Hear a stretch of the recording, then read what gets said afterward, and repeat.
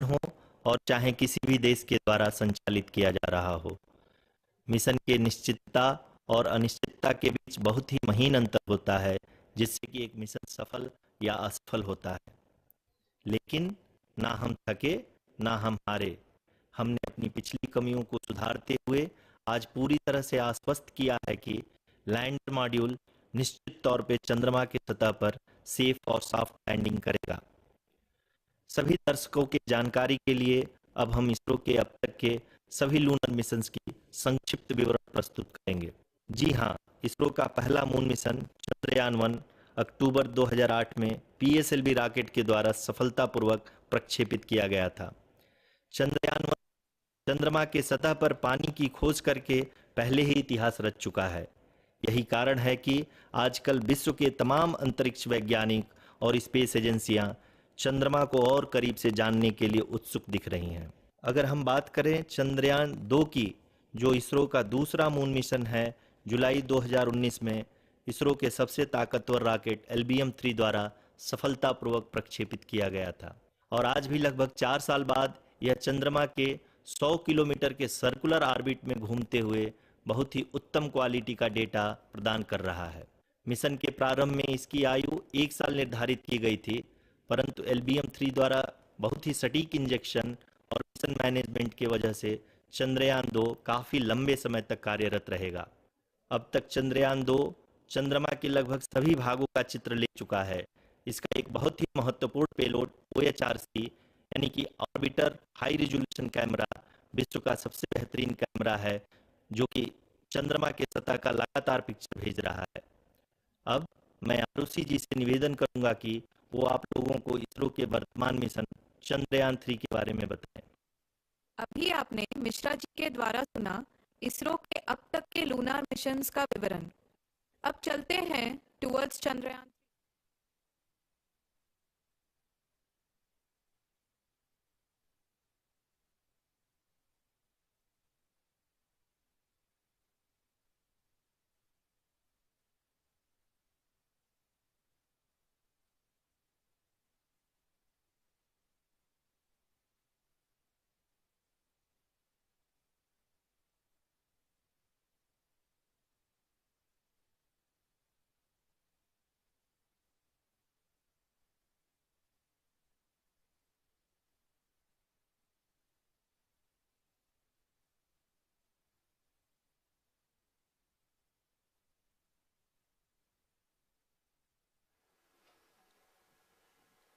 नमस्कार।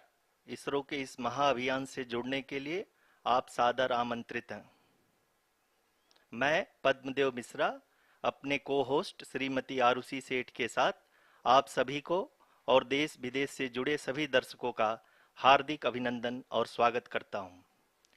23 अगस्त 2023 आज की शाम इसरो के वैज्ञानिकों और सभी अंतरिक्ष वैज्ञानिकों के साथ लैंडर मॉड्यूल को चंद्रमा के सतह पर उतरने के ऐतिहासिक पलों को देखने के लिए तैयार और उत्सुक हैं।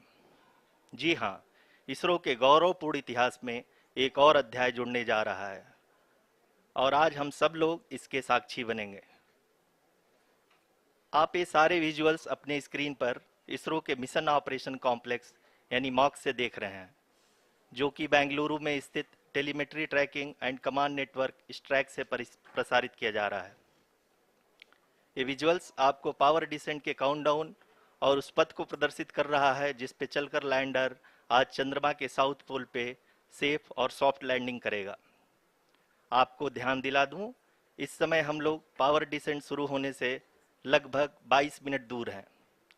जो दर्शक थोड़ी देर से जुड़े हैं उनकी जानकारी के लिए बता दें, आप लोग इस ऐतिहासिक पल को इसरो के ऑफिशियल वेबसाइट, फेसबुक, ट्विटर और यूट्यूब पे भी देख सकते हैं। Honorable dignitaries, delegates, scientists, media personnel, and dear viewers, a very good evening to all of you. We at ISRO welcome you to the live coverage of India's prestigious Chandrayaan-3 mission's landing event on the lunar surface. These are the visuals from Mission Operation Complex at ISRO's Telemetry Tracking and Command Network, ISTRAC, situated in Namma Bengaluru, Karnataka. I, Arushi Seth, and my colleague, Dr. Padamdeo Mishra, are your hosts for the evening and shall accompany you on the journey of the landing event from powered descent start to touchdown. Today, we shall be witnessing the final phase of the critical and most technologically challenging mission operations of Chandrayaan-3, wherein the lander module will be making a safe and soft landing on the surface of the moon. These display screens show the countdown to the power descent start as well as the path that will be followed by the lander module. We are 18 minutes away from the commencement of power descent. India is at the brink of creating history as we all await with bated breath to witness the landing on Moon's south polar region.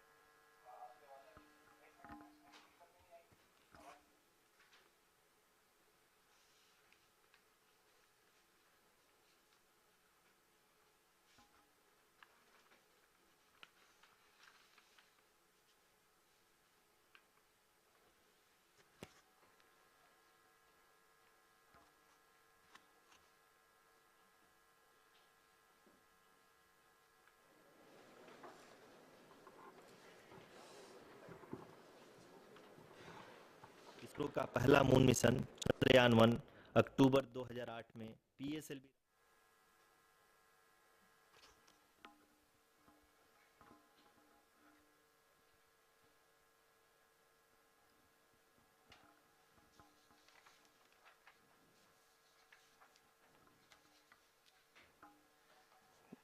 धन्यवाद आरुषि।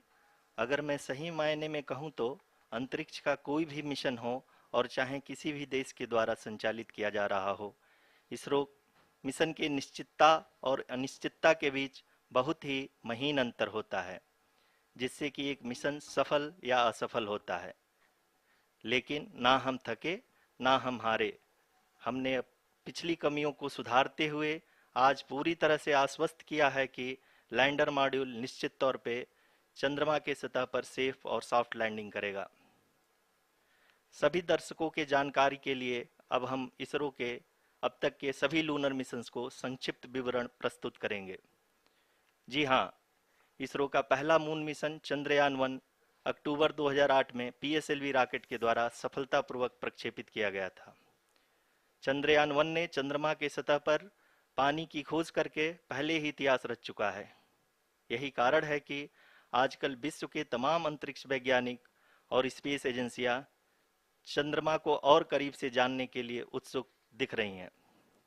अगर हम बात करें चंद्रयान-2 की, जो इसरो का दूसरा mission है, जुलाई 2019 में इसरो के सबसे ताकतवर रॉकेट LVM-3 द्वारा सफलतापूर्वक प्रक्षेपित किया गया था और आज भी लगभग 4 साल बाद यह चंद्रमा के 100 किलोमीटर के सर्कुलर ऑर्बिट में घूमते हुए बहुत ही उत्तम क्वालिटी का डेटा प्रदान कर रहा है।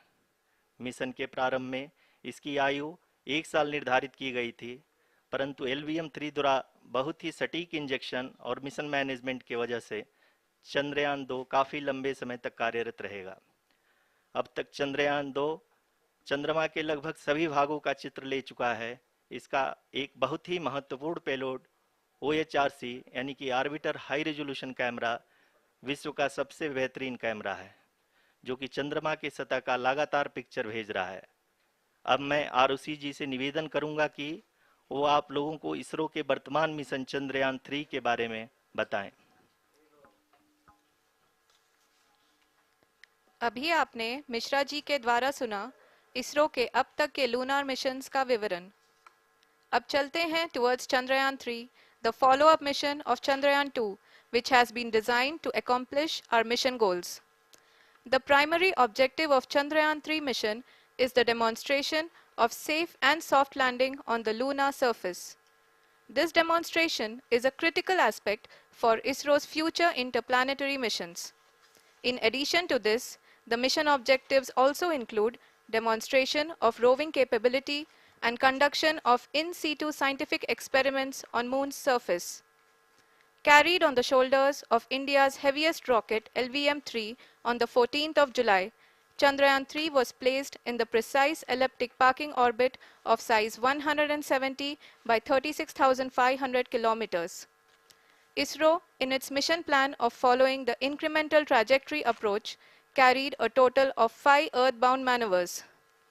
The fifth apogee raising maneuver, which took place on the 25th of July, placed the spacecraft in an orbit of 250 by 1,27,000 kilometers.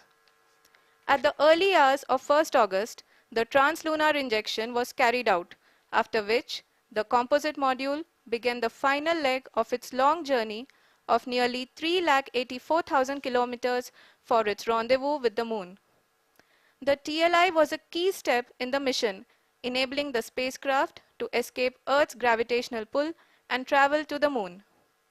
An orbit of 288 by 3,69,328 kilometers was achieved at the end of the translunar injection.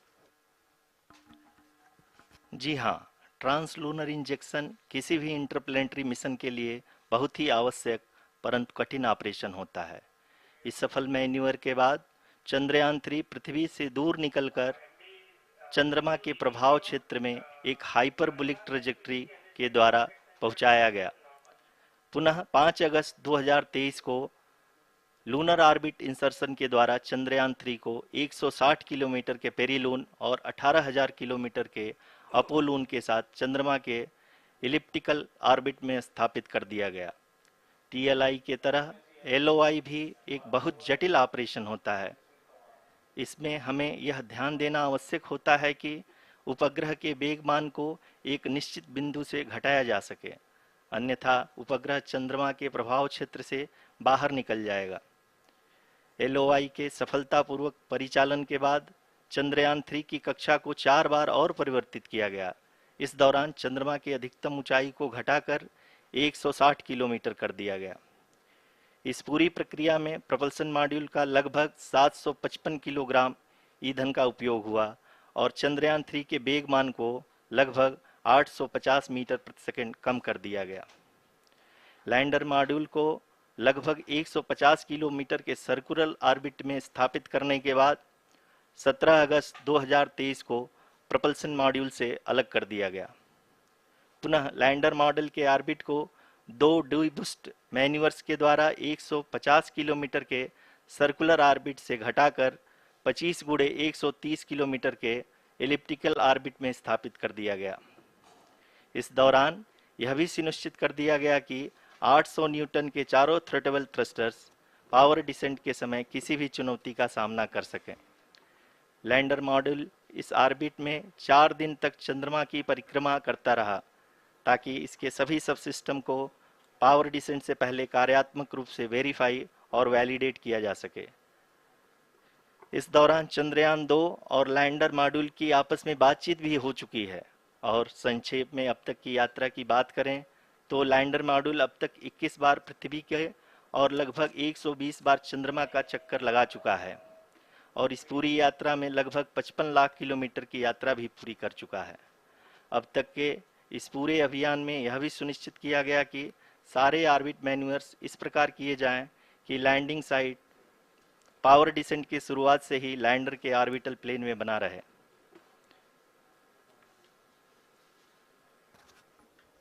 Make it further that is true indeed. We have arrived at the crucial juncture wherein the orbit plane contains the desired landing site at the start of powered descent. We are also happy to announce that live images from the Chandrayaan-3 lander imager camera is being received continuously.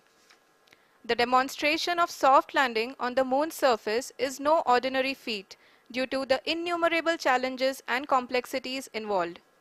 The lander velocity has to be killed from nearly 6,048 kilometers per hour without any aid from the thin and tenuous moon's atmosphere. The lunar dust at the time of landing and the craters and boulders scattered over the moon's surface make it further complicated to achieve this. The new and improved Chandrayaan-3 design has been built after envisaging all the scenarios which the lander module can encounter. With several software improvements, provision for full-level redundancies, a plethora of special tests, namely the integrated hot test, integrated cold test, and lander leg drop tests were carried out for the lander module. The success of these tests has provided great confidence in the performance of all the onboard sensors, propulsion system, and associated guidance, control, and navigation algorithms. The key findings during the tests have enabled to improve the overall system performance. The largely unexplored south pole of the moon has been chosen as the intended landing site since there is a possibility of finding ice and other minerals which would be vital resources for future explorers. Apart from continuing investigations pioneered by Chandrayaan-1 and Chandrayaan-2, the Chandrayaan-3 mission will also provide invaluable data to the science community around the world. Let us give our viewers a glimpse on the configuration of Chandrayaan-3 mission.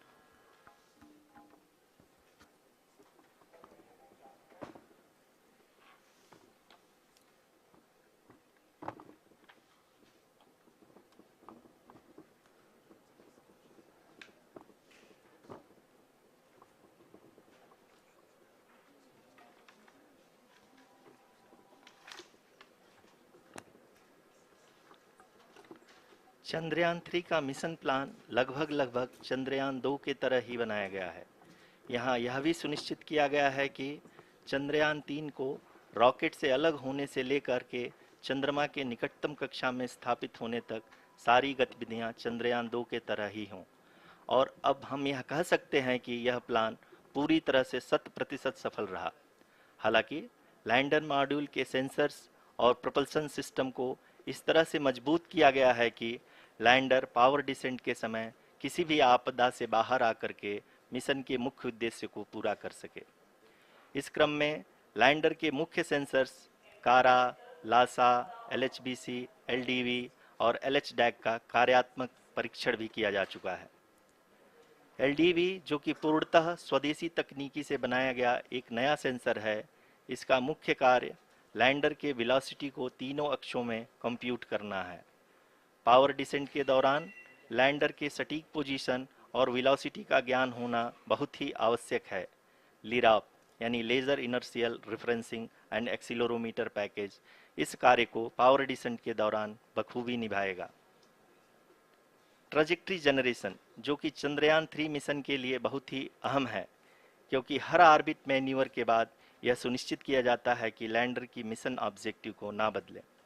इस क्रम में मैं यह भी आपको बता दूं कि ऑर्बिट डिटर्मिनेशन जो कि उपग्रह के पोजीशन और वेलोसिटी को बहुत ही एक्यूरेटली बताता है, एक बहुत ही कठिन और जटिल कंप्यूटेशन और एस्टिमेशन होता है। यहाँ यह भी जानना महत्वपूर्ण है कि चंद्रयान 2 का OHRC पेलोड अब तक काफ़ी ऊंचे स्तर का डैम प्रदान किया है, जिसके फलस्वरूप लैंडिंग साइट की सीमा को बढ़ाकर 4x2.4 किलोमीटर कर दिया गया है, जो कि पावर डिसेंट के दौरान सॉफ्ट लैंडिंग कराने में काफ़ी सहायक सिद्ध होगा। Apart from the sensors, Chandrayaan-3 is equipped with a suite of sophisticated payload instruments. While Chandrayaan-1 and Chandrayaan-2 orbiter have provided abundant remote sensing data of Moon, equally important are the on-site localized measurements that provide ground truths.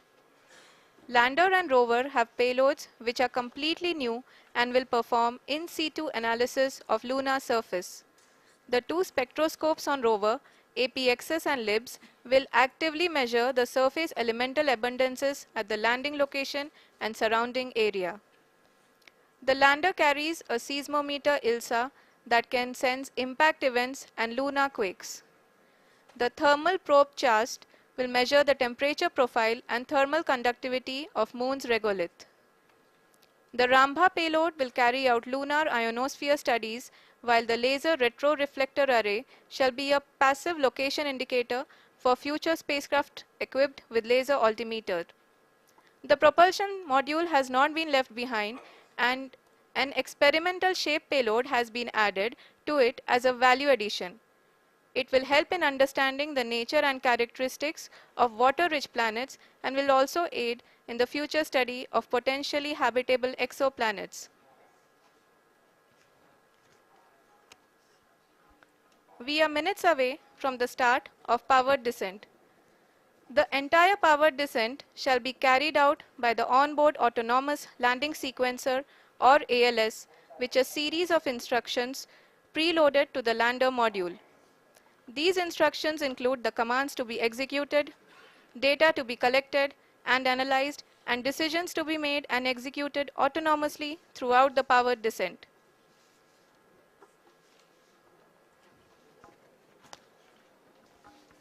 जी हाँ, अब हम power descent के बहुत ही करीब आ चुके हैं।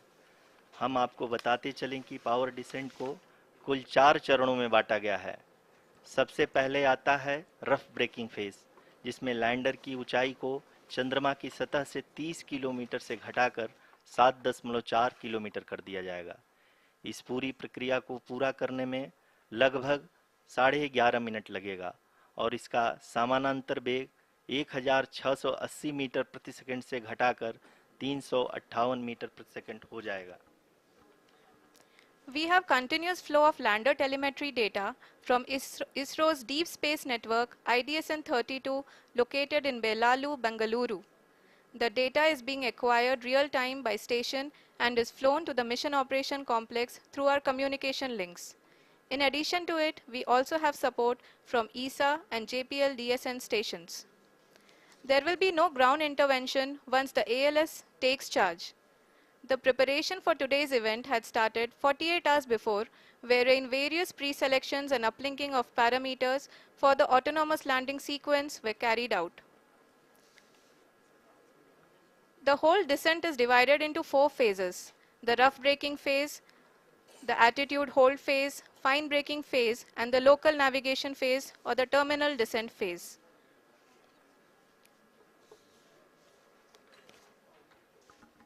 जी हाँ, attitude hold phase, जो कि पावर डिसेंट का दूसरा चरण है, एक बहुत ही महत्वपूर्ण फेज है। इस 10 सेकंड के स्मॉल ड्यूरेशन के दौरान लैंडर के दो महत्वपूर्ण सेंसर कारा और लासा लैंडर की ऊंचाई की गणना करेंगे। इस फेज के पूरा होते ही लैंडर चंद्रमा के सतह से कुल 6.8 किलोमीटर की ऊंचाई पर होगा। During the rough braking phase, the lander velocity shall be brought down from 1680 meters per second to 358 meters per second. The altitude will be brought down from 30 kilometers to 7.4 kilometers at the end of rough braking.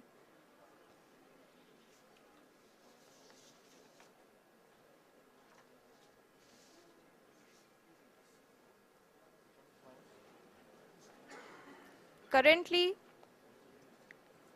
we can see the scientists are analyzing the lander data.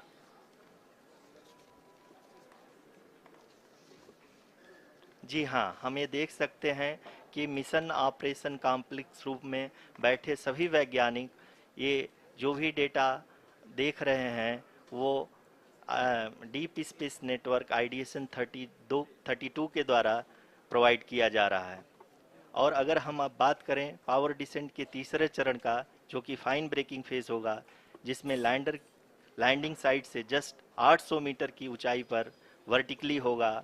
इस चरण को पूरा होने में लगभग 3 minute लगेंगे और इस चरण के पूरा होते ही लैंडर की वेलोसिटी लगभग शून्य हो जाएगी।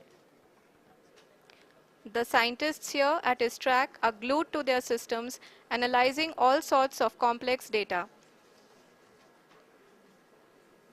We are very close to the powered descent, to the start of the powered descent phase.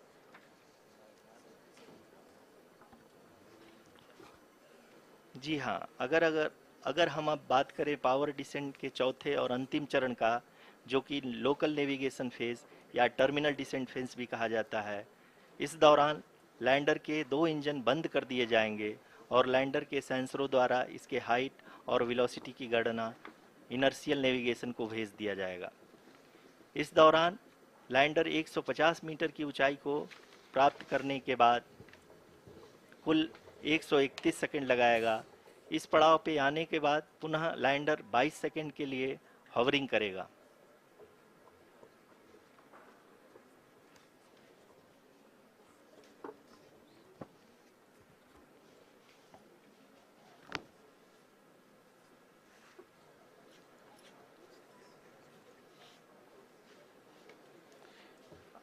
आप इस समय अपने स्क्रीन पे मिशन ऑपरेशन कॉम्प्लेक्स में बैठे सभी मान्यगणों को देख सकते हैं, जो कि बहुत ही उत्सुकता के साथ टेलीमेट्री डेटा को देख रहे हैं। अभी हम लोग पावर डिसेंट शुरू होने से जस्ट कुछ ही पल दूर हैं।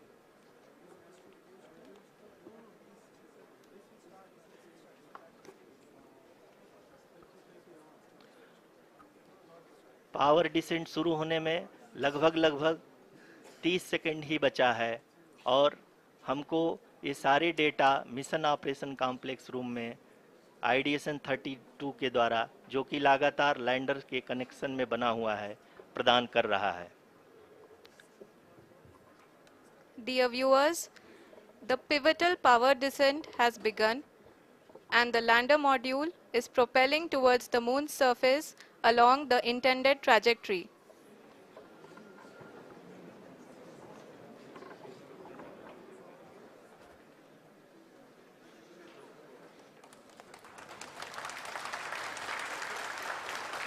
जी हाँ, अब देख सकते हैं रफ ब्रेकिंग फेज की शुरुआत हो चुकी है।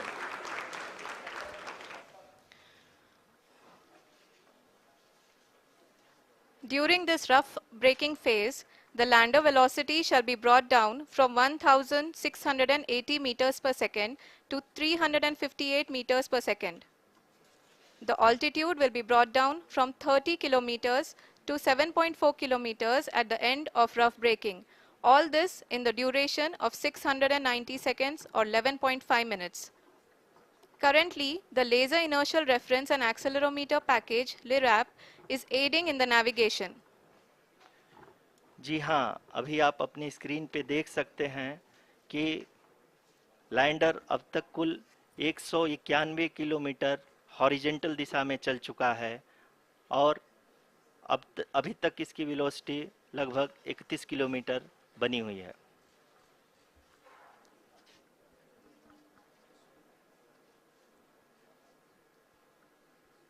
The lander module has traveled a distance of approximately 228 kilometers. The complete downrange that will be traveled during this phase shall be nearly 713.5 kilometers.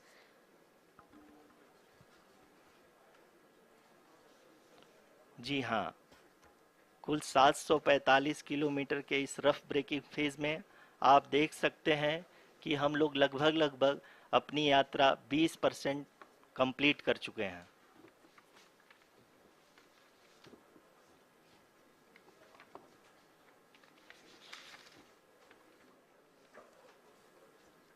Power descent की यह शुरुआत हम कह सकते हैं कि बहुत ही सटीक और सधी हुई है, जिसमें लैंडर अपने वेगमान को अनुमानित तरीके से घटा रहा है।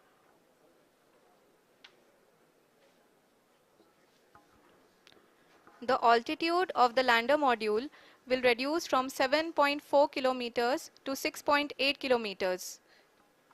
During the next phase, which is going to be the attitude hold phase.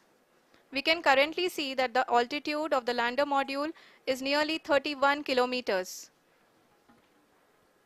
Arushi, अभी हम इस ग्राउंड ट्रेस को देखते हुए कह सकते हैं कि रफ ब्रेकिंग फेज की शुरुआत बहुत ही अच्छे तरीके से हुई है। आप ये देख सकती हैं कि जो भी प्रोजेक्टेड ग्राउंड ट्रेस है, उसी पे अपना लैंडर मॉड्यूल आगे चलते हुए बढ़ रहा है।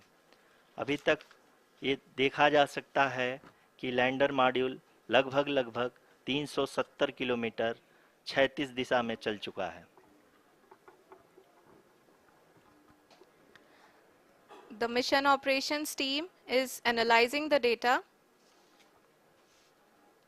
We can all see the seriousness and the concentration with which each and every parameter of the lander module is being analyzed. The performance so far seems to be nominal. जी आरुषि, चूंकि ALS activate किया जा चुका है, इसलिए ground से कोई commanding नहीं की जा रही है। इस दौरान आपके स्क्रीन पे सारे डेटा इसरो के डीप स्पेस नेटवर्क से रियल टाइम में आ रहे हैं। इस मिशन में सेकेंड और थर्ड ऑर्डर गाइडेंस पॉलिनोमियल का प्रयोग हुआ है, जो कि इनर्शियल थ्रस्ट और एंगल के हमेशा सुनिश्चित करेगा। During the entire descent, there is no ground intervention as the ALS has taken charge. The preparation for today's event had started nearly 48 hours before, wherein various pre-selections and uplinking of parameters were done. We can see that the vertical velocity of the lander module has been brought down. It is continuously coming down. And the ALS had already been initiated 1 hour before the scheduled time of the power descent start. Following this, the throttleable engine electronics module, the TECM, was switched on and lander was oriented to the favorable attitude. जी हाँ, आप अपने screen पे देख सकते हैं कि lander module जिसकी शुरुआत में वेलोसिटी 1680 मीटर पर सेकंड थी, लगभग 1150 मीटर पर सेकंड हो चुकी है, जो कि एक बहुत ही मैजेस्टिक शुरुआत कही जा सकती है इस रफ ब्रेकिंग फेज के लिए।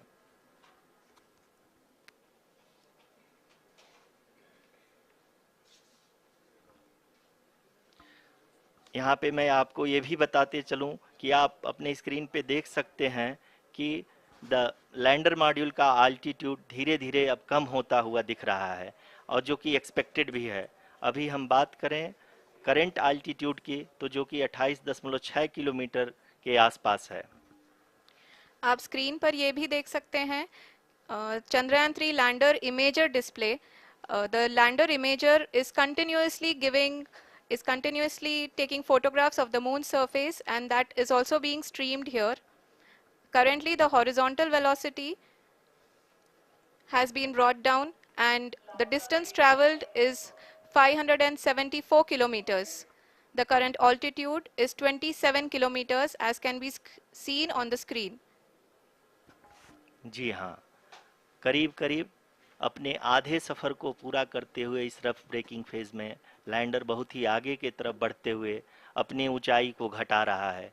अगर अब बात करें तो लैंडर की ऊंचाई चंद्रमा के सतह से लगभग 27 किलोमीटर से नीचे हो चुकी है, करीब करीब 26.7 किलोमीटर के आसपास है।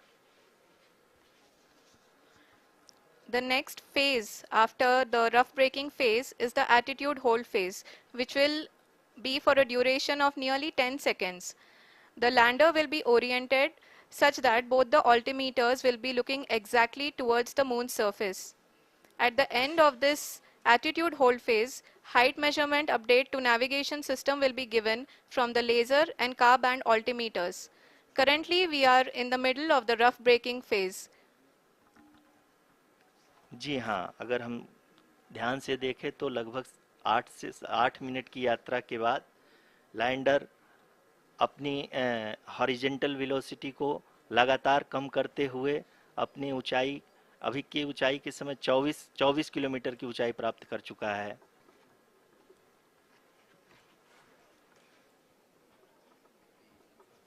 अब तक के आंकड़े को देखते हुए हम कह सकते हैं कि लैंडिंग पूरी तरह से नॉमिनल है। यहाँ पर हम देख सकते हैं कि हॉरिजेंटल वेलोसिटी लगातार कम होती हुई दिख रही है।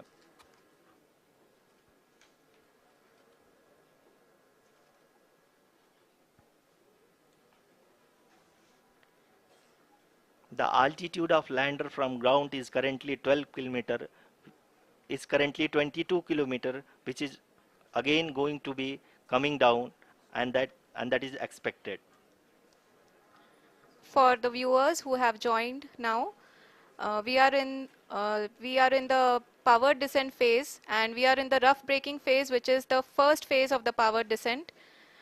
We have currently traveled a downrange of 697 kilometers, and the downrange that has to be traveled during this phase is 713.5 kilometers. जी हाँ, अभी आप देख सकते हैं कि लैंडर की हॉरिजेंटल वेलोसिटी लगभग 720 मीटर प्रति सेकंड हो गई है। लगभग हम ये कह सकते हैं कि 900 मीटर प्रति सेकंड वेलोसिटी को कम किया जा चुका है।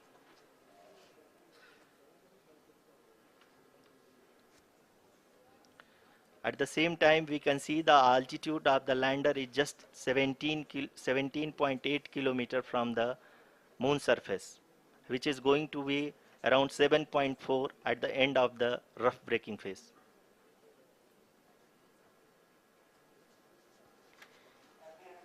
इस फेज के बाद हम जाएंगे towards the attitude hold phase,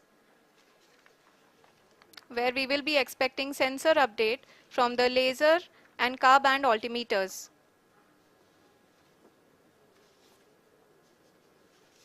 We can see the visualization of the lander module moving towards the moon's surface. The current altitude is nearly 15.2 kilometers and the distance traveled is 754 kilometers. We can also see the image that the lander imager camera has been providing. जी हाँ, इस rough breaking phase के दौरान 800 Newton के चारों throttle engine अपने कार्य को पूरी तरह से अंजाम दे रहे हैं और लैंडर के हॉरिजॉन्टल वेलोसिटी को लगातार कम कर रहे हैं। अब तक लैंडर लगभग अपने 75 से 80% की यात्रा को पूरा कर चुका है।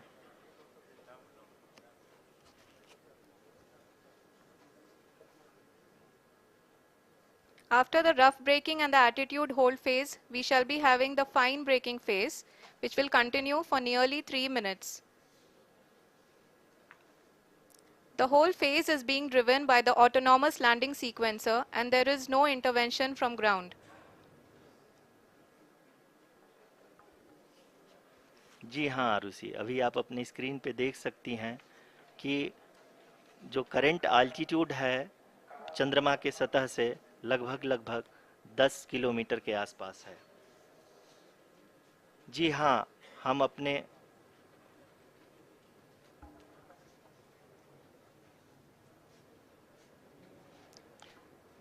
जी हाँ, हमारे प्रधानमंत्री जी श्री नरेंद्र मोदी जी हम सभी का उत्साहवर्धन करने के लिए दक्षिणी अफ्रीका के जोहानसबर्ग से जुड़ गए हैं।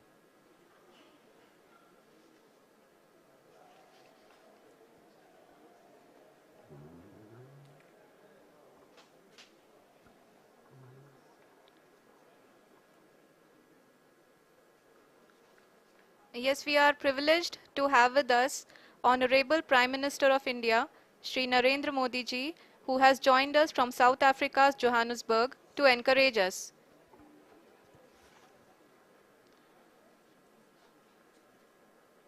जी हाँ, आप ये देख सकते हैं एल्टीट्यूड होल्ड फेस भी बहुत ही आसानी से लैंडर फेस ने पार कर लिया है और अब फाइन ब्रेकिंग की शुरुआत हो चुकी है। अभी हम ये देख सकते हैं कि लैंडर की ऊंचाई लगभग 5.6 किलोमीटर है, जो कि इस फेज के उपरांत लगभग 800 मीटर हो जाएगी।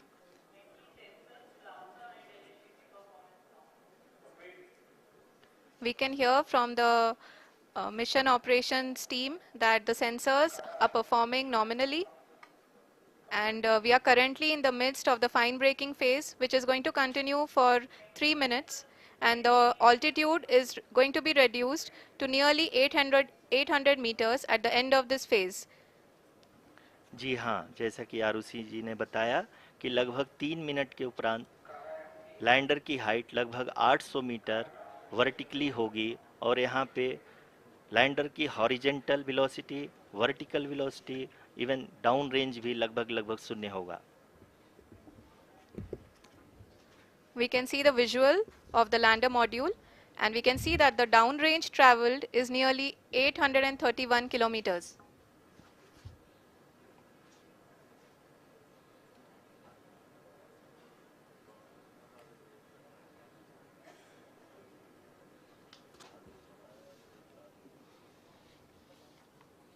जी हाँ, आप अपनी स्क्रीन पे देख सकते हैं कि लैंडर की ऊंचाई अब चंद्रमा की सतह से लगभग 3 किलोमीटर से कम हो चुकी है। We are very close to the moon's surface, nearly 2.6 kilometers as we can see.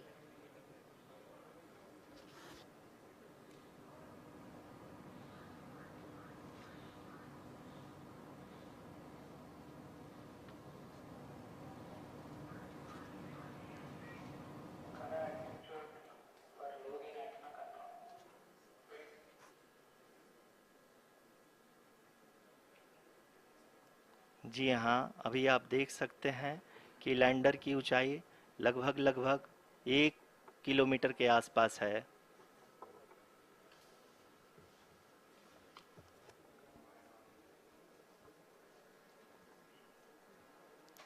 We are nearing the final phase of the power descent, which is going to be the vertical descent phase or the local navigation phase. जी हाँ, अब हम fine breaking waves के एकदम करीब आ चुके हैं। हाँ, आप तालियों के गड़गड़ाहट से सुन सकते हैं कि हम लोगों ने तीसरे चरण को भी बहुत ही सफलतापूर्वक हासिल कर लिया है और अभी हम वर्टिकल डिसेंट फेज में आ चुके हैं, जिसकी शुरुआत भी बहुत ही अच्छे ढंग से हो चुकी है।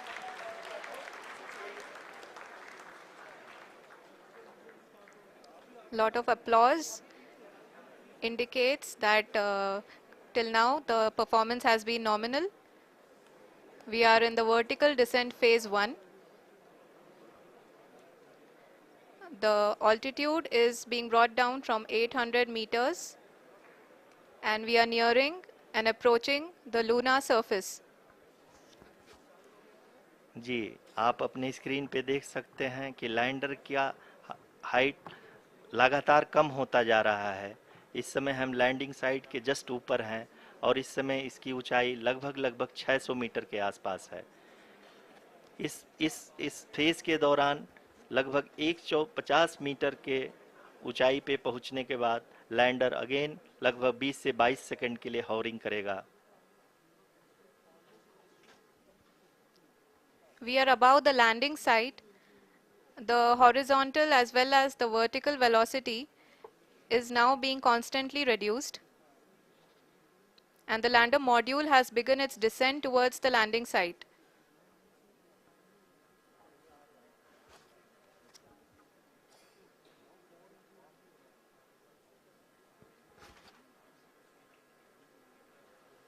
जी हाँ, आप अपने स्क्रीन पे देख सकते हैं ये जो पथ निर्धारित किया गया है, लैंडर पूरी तरह से उसी को ही फॉलो कर रहा है। इस समय हम लगभग 200 मीटर की हाइट से भी कम आ चुके हैं।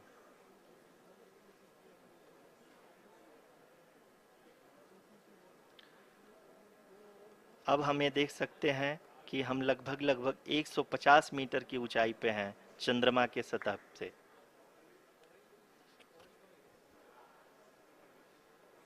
We are approaching the vertical descent phase 2, which will have the lander module hovering at nearly 150 meters above ji the हाँ, lunar surface.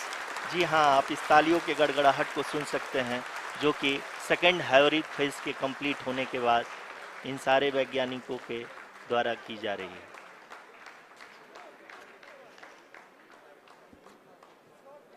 जी हाँ, आप अगर फिर से ध्यान से देखें तो एल्टीट्यूड पुनः कम होता जा रहा है। अभी हम लोग लगभग लगभग 135 मीटर की ऊंचाई पे हैं। The sensors that are updating at this point are providing confirmation of the safety of the landing site. As expected, the retargeting is going on and this is a very good signature for the lander. अभी आप ये देख सकते हैं कि lander की ऊंचाई लगभग 65 मीटर के आसपास बची हुई है।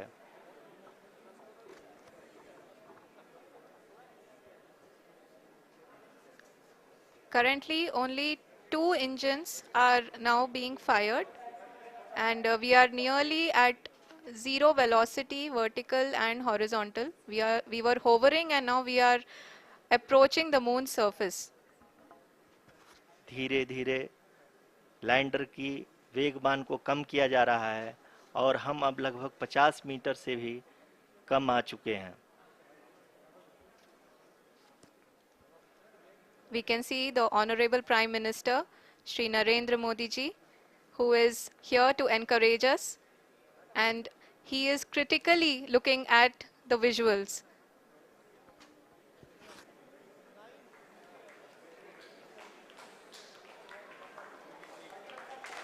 जी हाँ, आप अपने स्क्रीन पे देख सकते हैं कि हम lander module People are applauding. Let lander us all module wait to hear from the Secretary, Department of Space and Chairman ISRO, Shri S. Somnath. Lander module पूरी तरह से सेफली और सॉफ्टली चंद्रमा के सतह पे लैंड हो चुका है। ये हम लोगों के लिए बहुत ही गर्व की बात है। हिंदी में एक कहावत है कि चंदा मामा दूर के, लेकिन अब हम ये कह सकते हैं कि चंदा मामा अपने घर के। बहुत ही उम्दा. The hard work of the entire ISRO community has come to fruition.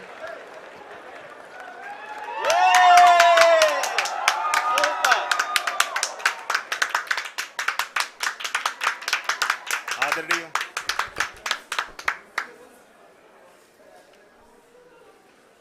आदरणीय प्रधानमंत्री जी, नमस्कार. Sir, we have achieved soft landing on the moon. India is on the moon. Sir, I request our Honorable Prime Minister to address us and bless us. Thank you, sir.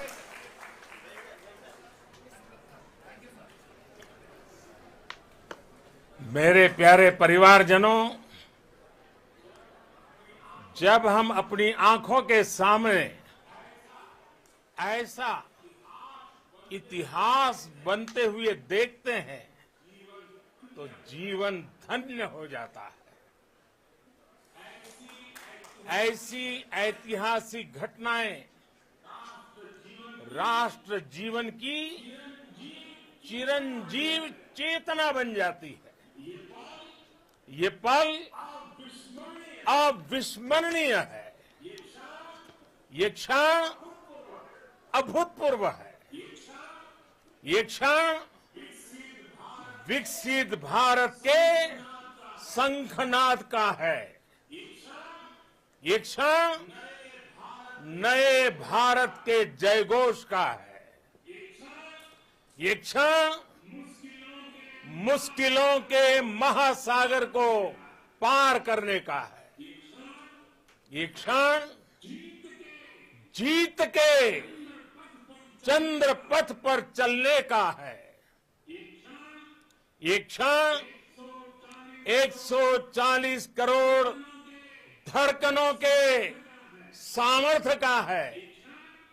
ये क्षण भारत में नई ऊर्जा, नया विश्वास, नई चेतना का है। ये क्षण भारत के उदयमान भाग्य के आह्वान का है। अमृत काल की प्रथम प्रभा में सफलता की ये अमृत वर्षा हुई है। हमने धरती पर संकल्प लिया और चांद पर उसे साकार किया। और हमारे वैज्ञानिक साथियों ने भी कहा, India is now on the moon. आज हम अंतरिक्ष में नए भारत की नई उड़ान के साक्षी बने हैं। साथियों, मैं इस समय ब्रिक्स समिट में हिस्सा लेने के लिए दक्षिण अफ्रीका में हूं, लेकिन हर देशवासी की तरह मेरा मन चंद्रयान महाअभियान पर भी लगा हुआ था। नया इतिहास बनते ही हर भारतीय जश्न में डूब गया है। हर घर में उत्सव शुरू हो गया है। हृदय से मैं भी अपने देशवासियों के साथ, अपने परिवारजनों के साथ इस उमंग और उल्लास से जुड़ा हुआ हूं।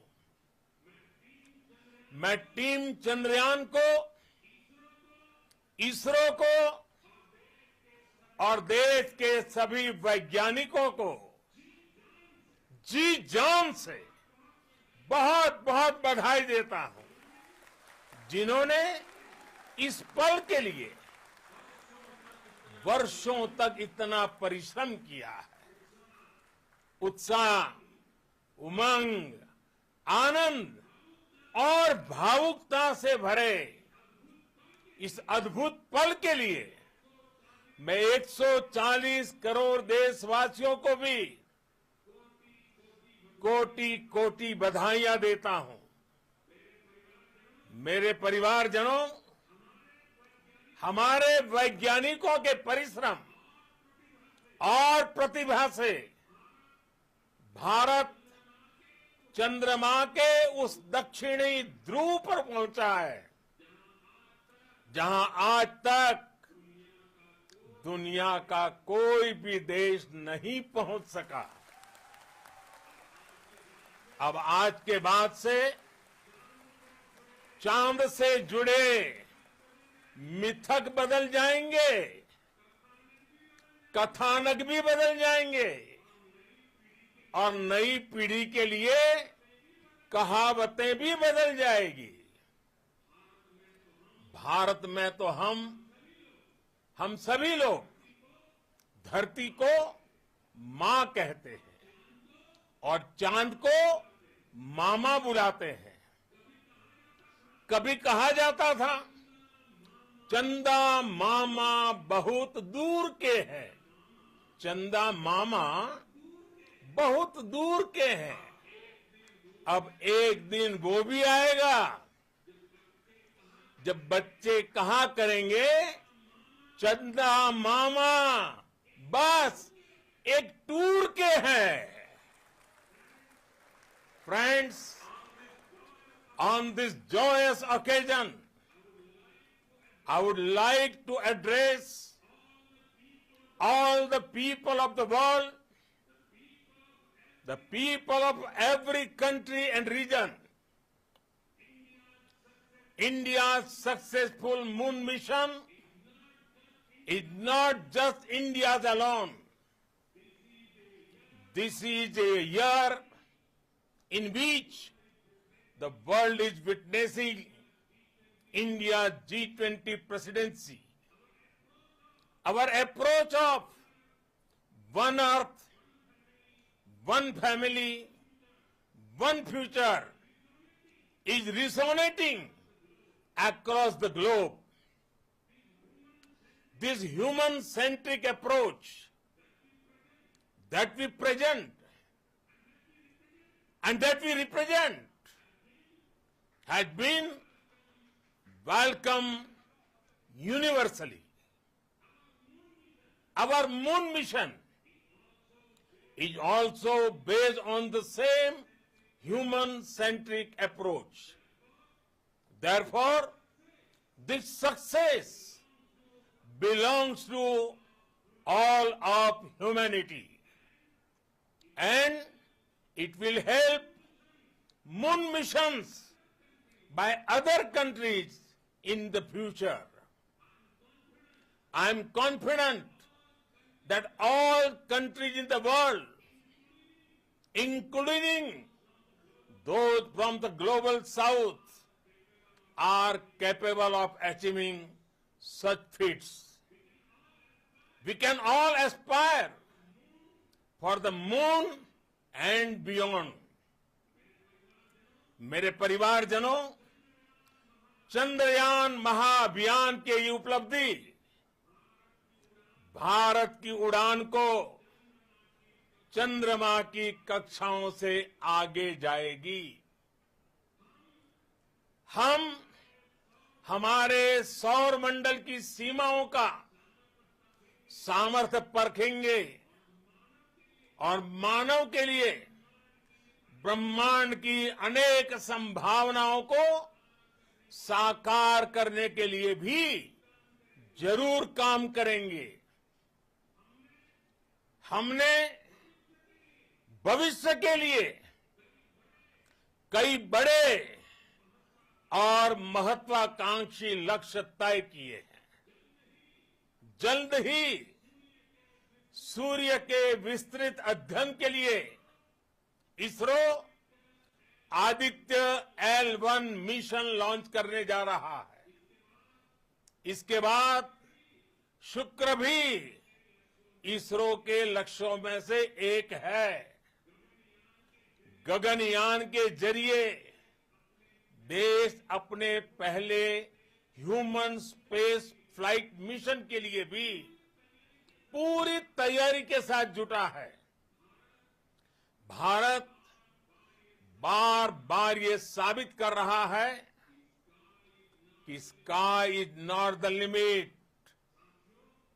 साथियों, साइंस और टेक्नोलॉजी देश के उज्जवल भविष्य का आधार है। इसलिए आज के इस दिन को देश हमेशा हमेशा के लिए याद रखेगा। यह दिन हम सभी को एक उज्जवल भविष्य की ओर बढ़ने के लिए प्रेरित करेगा। ये दिन हमें अपने संकल्पों की सिद्धि का रास्ता दिखाएगा। ये दिन इस बात का प्रतीक है कि हार से सबक लेकर जीत कैसे हासिल की जाती है। एक बार फिर देश के सभी वैज्ञानिकों को बहुत बहुत बधाई और भविष्य के मिशन के लिए ढेरों शुभकामनाएं। बहुत बहुत धन्यवाद।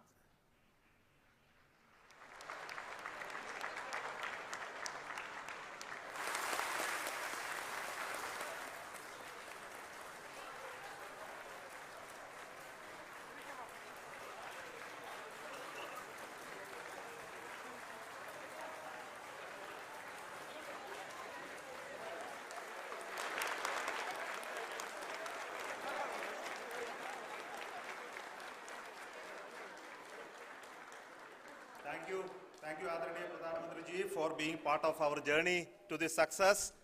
And let me take this opportunity to thank the people behind this mission, the project director of Chandrayaan-3. He is here.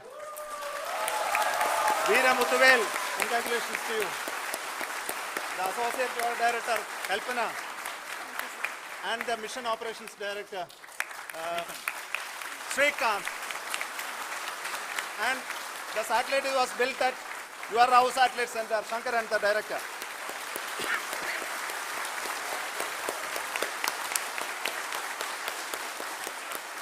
Thank you, sir. Hello.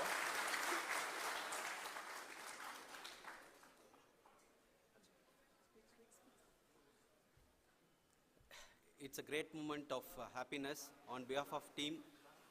It gives me immense satisfaction on achieving this goal as a project director of this mission. The entire mission operations right from launch till landing happened flawlessly as per the timeline, and we became the 4th country to demonstrate the soft landing onto the moon surface, and we became the first country to go to near to the south pole of the moon.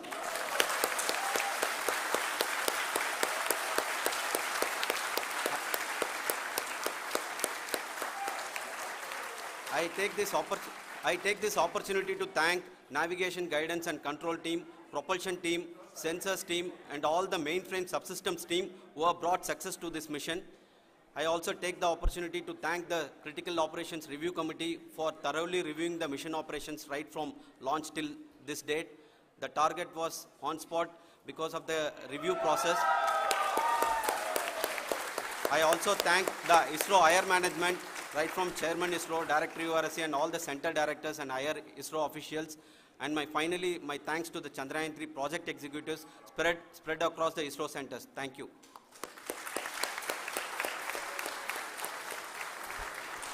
Mission Director Srikanth. It gives me an immense pleasure to be part of Chandrayaan-3 and acting as Mission Director. I would like to thank each and every team member who has supported in carrying out all the mission operations flawlessly, and I would like to thank my senior management, Chairman ISRO, Director URSC, my senior colleagues and my team members for carrying out and supporting all the things carrying out in a proper way. Thank you very much. Associate Project Director Kalpana. Good evening to all. This will remain the most memorable and the happiest moment for all of us, for our team Chandrayaan 3. We have achieved our goal flawlessly. From the day we started rebuilding our spacecraft after Chandrayaan 2 experience, it has been breathe in, breathe out Chandrayaan 3 for our team. And starting from the reconfiguration to all the special tests and the simulations we have conducted meticulously, and this has been possible only because of our immense effort from our Chandrayaan 3 team, and of course with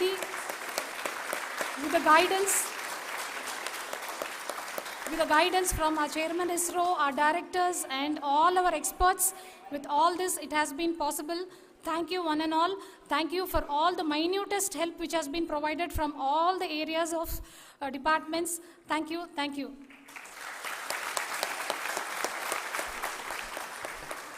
Now, Chandrayaan 3 is a result of the work done by thousands of scientists, engineers, our staff and industries and support team across ISRO and other places, other institutions.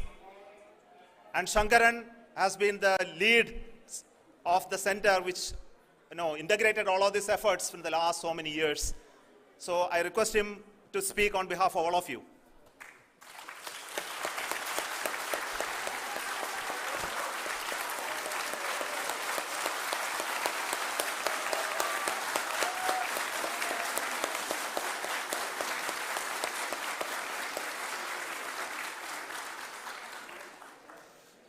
Thank you very much for the affection that has been displayed today now. Today, we have achieved what we set out to achieve in 2019. It was delayed by about 4 years, but we have done it. When Chandrayaan 3 was launched, after the separation of the spacecraft from launch vehicle, I said, I will speak the rest of the things after the soft landing. So here I will take a couple of minutes to tell the tremendous amount of effort that has been put in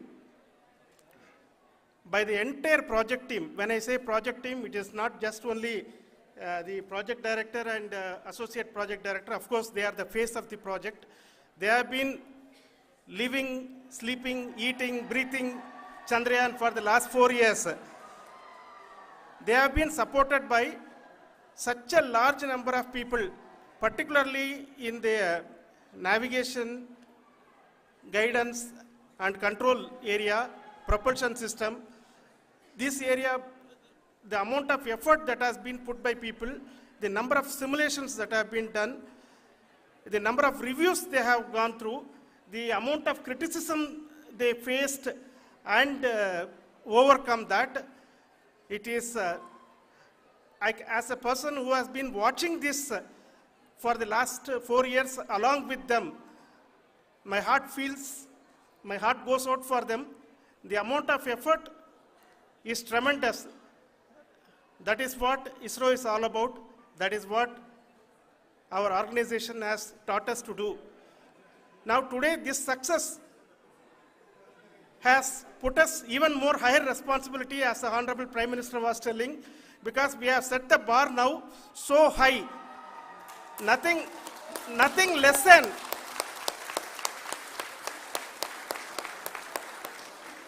less spectacular than this is going to be inspiring for any of us in the future.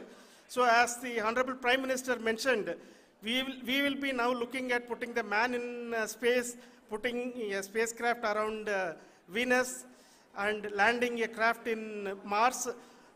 Work on all these activities are going on for a few years.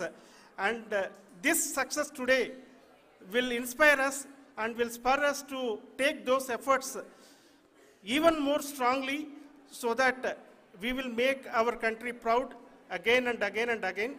Thank you very much for every one of you who have directly or indirectly participated in this mission, encouraged us, intentionally or unintentionally helped us in all for every one of you. A big thank you, because even casual remark, an unintended point can help a person who is striving to reach a goal.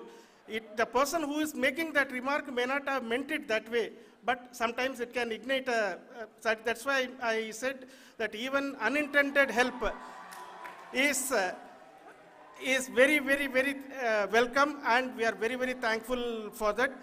Thank you, Team ISRO, for supporting all of us. The amount of affection we received when this mission came into this final stage, the number of people who gave us confidence that nothing can go wrong, and this is going to be successful. In fact, I was not that much confident, because we have seen a couple of times issues, because I know very well as a person who has been doing in this domain for 36 years, I know there are thousands of things.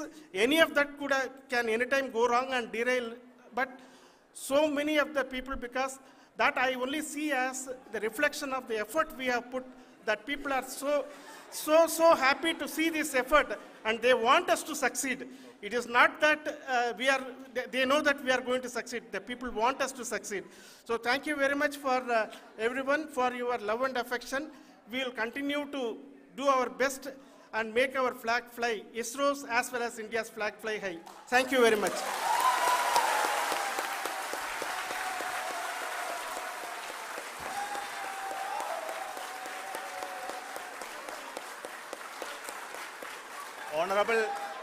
Honorable Prime Minister called me and conveyed his greetings to each one of you and your family, for the wonderful work you did in ISRO.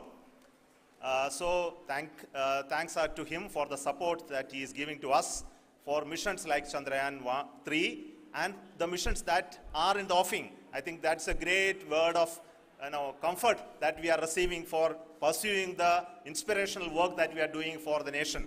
I want to tell you, and I want to thank you also for each and everyone who prayed with us in the last many days, who wanted this success to happen in ISRO.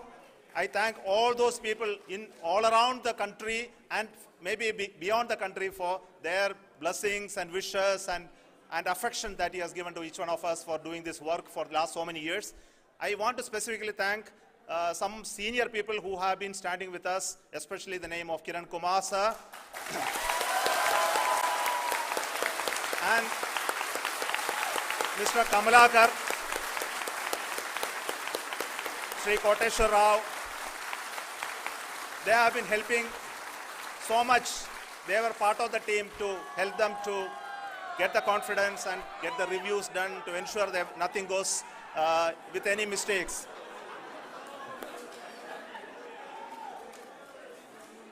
And of course, this is not the work of us alone. This is a work of a generation of ISRO leadership and ISRO scientists. And this is a journey we started in Chandrayaan 1, continued in Chandrayaan 2, and Chandrayaan 2 craft is still working and doing a lot of communication work with us. And all the team that contributed to building Chandrayaan 1 and Chandrayaan 2 should be remembered and thanked while we celebrate Chandrayaan 3. And this is an incremental progress and definitely a great, huge one it is. And thank you so much for all the support and work that you have done. Thank you.